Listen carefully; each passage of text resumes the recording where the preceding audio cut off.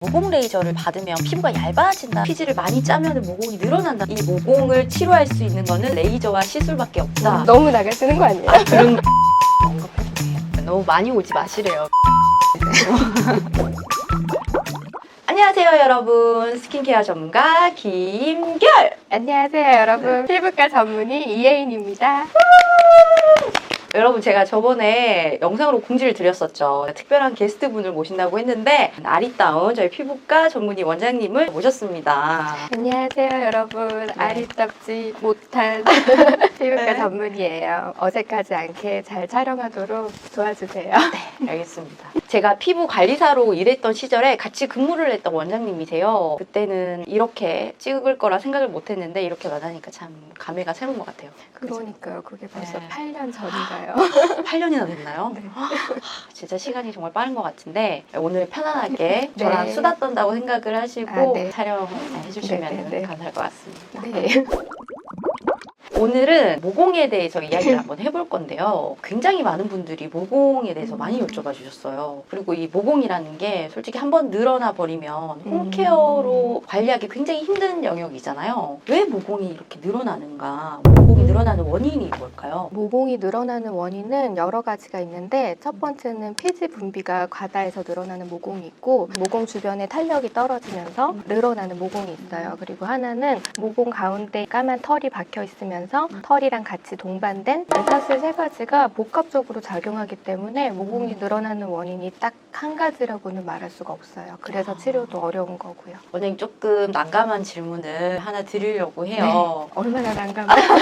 원장님께서 생각하시기에 이 모공을 치료할 수 있는 거는 정말 레이저와 시술밖에 없다라고 생각을 하시는지 정말 궁금하거든요. 사실은 레이저와 시술밖에 없다 그래야지 병원을 오겠지만, 모공이 늘어나는 원인 자체가 여러 가지가 있고, 네. 그 원인 자체를 내가 교정할 수 있다면 적절한 홈케어로도 어느 정도 수축 효과를 기대할 수는 있어요. 원인에 따라서 홈케어로도 충분히 관리할 수 있는 모공이 있다라는 네. 말씀이신 네. 거죠. 그러면 홈케어로는 어떤 식으로 모공을 관리하는 게 좋아요?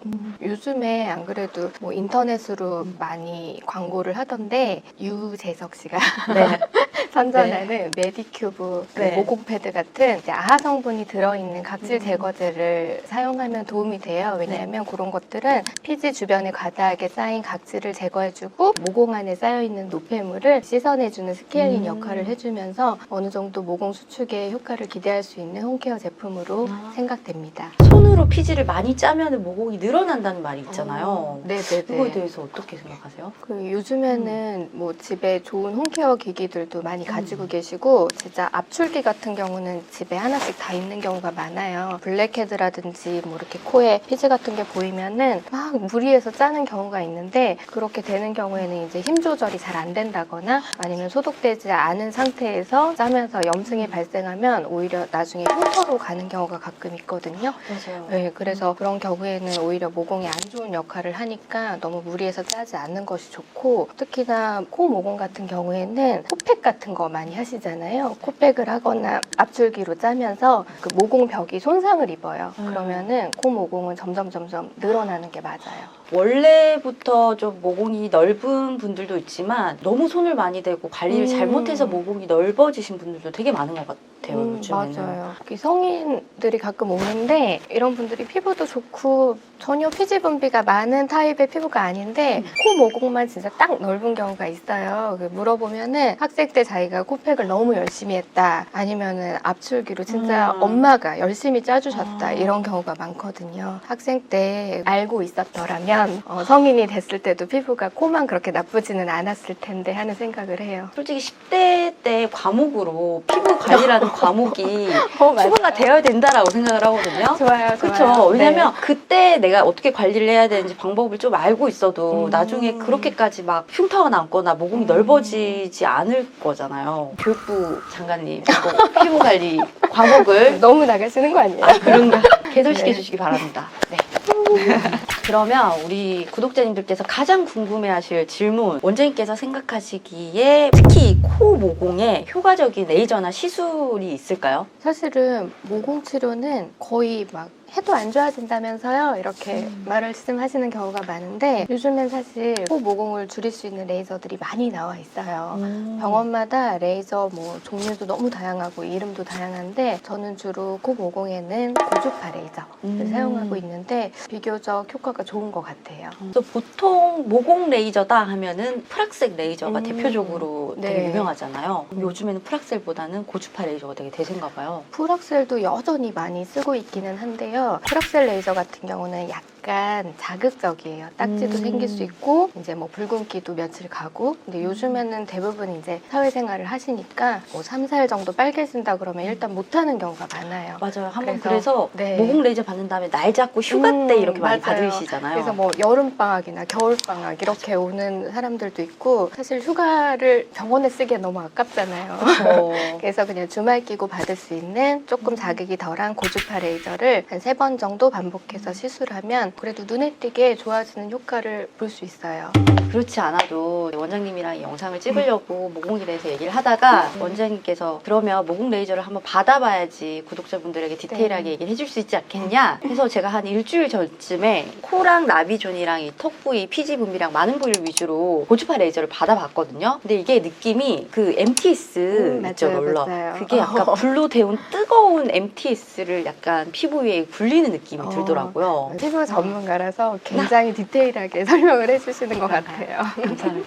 저는 이 표면 마취를 했었죠. 표면 마취를 하고 이거를 받았는데 뭐 참을 정도로 나쁘진 않은데 이게 처음에는 참을만 했다가 이 통증이 쌓이고 쌓이니까 끝으로 갈수록 조금 많이 따갑긴 하더라고요. 일단 하고 나서 하루는 굉장히 얼굴이 한 부위가 많이 붉어지고 열이 많이 올라오긴 했어요. 그래서 당일에는 솔직히 좀 외출을 하시는 걸 피하는 게 좋을 것 같고 한 이틀째부터는 붉은기가 좀 완화는 되긴 한데 그래도 조금 붉은 정도? 3일째부터는 이제 거의 붉은기가 없어지고 화장으로 완전히 가려지는 느낌이었고 그리고 3일째부터는 이게 약간 우둘두둘하게 각질이, 네. 각질이랑 살짝 맞아요. 딱지 같은 게 자잘한 게 화장하면 다 뜨고 네, 살짝 맞아요. 있더라고요. 네. 그리고 저는 지금 한 번 받았는데도 제가 막 모공이 완전히 막 그렇게 넓진 않아서 모르겠는데 일단 피부 결이 확실히 좀 보드러지고 네, 네. 정돈된 느낌이 들어요. 더 좋아지실 괜찮은 것 거예요. 같아요. 한 2주 정도 지나면 굉장히 좋아졌다고 말씀을 하세요. 궁금한 게 이 레이저를 받으면 피지 분비량도 좀 줄어들 수 있나요? 네, 고주파 레이저는 이제 모공 주변에 딸려 있는 피지샘을 파괴시키기도 하고 억제를 시키기도 해서 피지 분비량에 대한 예방 효과도 있고 우리가 흔히들 말하는 탄력, 네. 뭐 주름 모공을 늘어나게 하는 그런 탄력 부분에도 도움이 되는 레이저예요. 그러면 원장님 이런 이 모공 레이저를 받고 나서 뭐 주의사항이라던가 홈케어 방법이 있을까요? 네. 사실 모공 레이저가 종류가 여러 개이기 때문에 피부에 상처를 주는 레이저도 있고 주지 않는 레이저도 있어요. 근데 그날 받으신 레이저 같은 경우에는 피부에 이제 미세한 박피를 해주면서 동시에 고주파가 들어가는 방식이기 때문에 피부에 상처가 나는 레이저예요. 그럴 때는 보습제나 물 성분이 닿으면은 피부가 많이 쓰라릴 수 있거든요. 그래서 엄청 쓰라리더라고요. 병원에서 이제 붙여주는 재생 테이프라든지 네. 재생 연고, 전용 재생 연고를 사용해 주시는 것이 좋고 그다음에 본인이 평소에 사용하던 보습제를 같이 도포해 주는 것이 좋아요. 그리고 요즘에는 대부분 막 세수를 못 하거나 뭐 샤워를 못 하고 며칠 동안 집에만 박혀 있고 그런 레이저를 사실은 많이 하지는 않는데 사우나 같은 경우 있잖아요. 뜨거운 탕목욕이라든지 그런 경우는 레이저 후에는 일주일 정도는 피해 주시는 게 좋아요. 수영 같은 거는 수영은 사실은 찬물이기 때문에 네. 다음 날부터는 저는 해도 된다고 얘기하거든요. 네. 제가 했던 홈케어에 대해서 좀 말씀을 드리면 일단 첫날은 열이 엄청 올라와가지고 이 열감을 좀 가라앉히려고 약간 모델링 마스크를 집에서 한 두세 번 정도 해서 계속 해줬거든요. 잘하셨어요. 그러니까 진정이 많이 되더라고요. 그러고 이제 둘째 날부터는 최대한 자극을 안 주고 이제 물세안 위주로 하고 또 외출하거나 실내에 있을 때도 일단은 상처가 나 있기 때문에 실내에 있을 때도 저는 자외선을 좀 발라줬어요. 좀 발라주고 저녁에는 클렌징 밀크로 1차 세안만 아주 살살살 그렇게 네네네. 해줬고 그리고 보습제 잘 발라줬고 네, 보습제 네. 잘 발라주죠. 그리고 일찍 자고 비타민 잘 챙겨 먹고 네. 물 많이 먹고 할 건 다 했군요. 네. 혹시 뭐 이거 말고도 또 뭐 알려주실 사항 있으실까요? 아니 뭐 사실 전문가기 때문에 원장님께서 너무- 오히려 더 전문가시죠. 너무 잘해주시기는 하셨어요. 네. 그리고 이제 가끔 그런 분들이 있어요. 내가 이제 레이저를 했으니까 더 뭐 재생을 많이 해주겠다, 더 보습을 많이 해주겠다는 생각에 평소에 막 이렇게 장에서 안 쓰던 비싼 크림이라든지 막 비싼 에센스 같은 거 막 꺼내가지고 막 더 발라주시는 분들이 아. 있거든요. 근데 원래 이제 레이저 하고 나면 레이저 상처를 통해서 화장품의 흡수가 더 늘어나요. 그러면은 이제 평소에 없던 알러지가 생길 수도 있고 평소에 쓰던 제품이라도 문제가 되는 경우가 가끔 있어서 이제 레이저 후에는 새로운 제품을 쓰는 것보다는 내가 평소에 쓰던 제품, 나한테 잘 맞던 뭐 보습제라든지 뭐 마스크팩 같은 걸로 관리를 해주시는 게 훨씬 좋으세요. 그리고 저희 구독자님 중에서 10대 분들이 많은데 10대 10대 때 특히 하면 좋을 뭐 시술이나 레이저가 있는지 물어봐 주셨어요. 그런 게 있을까요? 사실 10대는요 피지 분비가 너무 가다해요. 그래서 병원에서 와서 한 번씩 이렇게 스케일링 관리 받잖아요. 그럼 진짜 일주일이면 다시 돌아와요.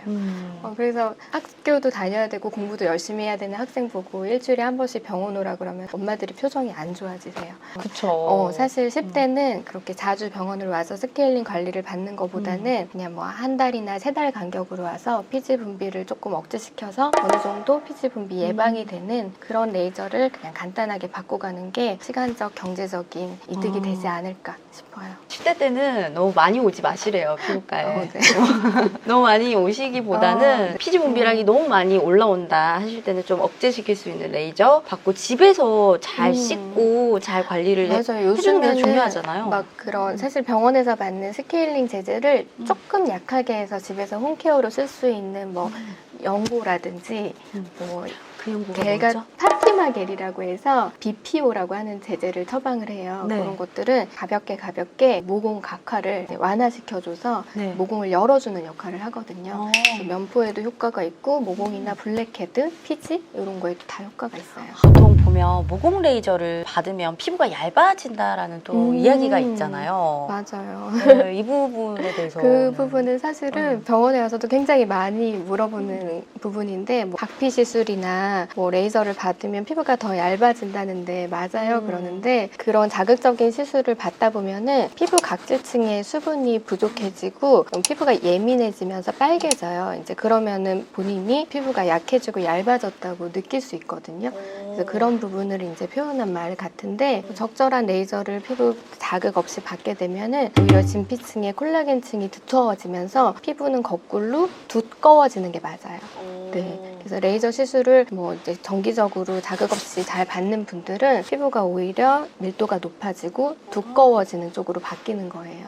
여러분 잘 들으셨죠? 특히나 이런 박피나 모공 레이저를 받고 나서는 시술 후 관리도 굉장히 중요하다고 원장님께서 말씀을 많이 해주셨어요. 마지막으로 병원을 홍보해 드릴 수 있는 기회를 30초 제가 드리도록 하겠습니다. 사실 그 멘트 준비했어야 되는데 네. 준비 못했어요. 역삼동에 역삼동 아트인 피부과에 있고요. 네. 저랑 아리따운 여자 원장님 한 분 더 계세요. 그렇게 네. 이제 2인 전문, 피부과 전문의로 구성된 병원이고요. 과잉 진료, 뭐 네. 과하게 레이저를 권한다거나 이런 병원은 아니고요. 네.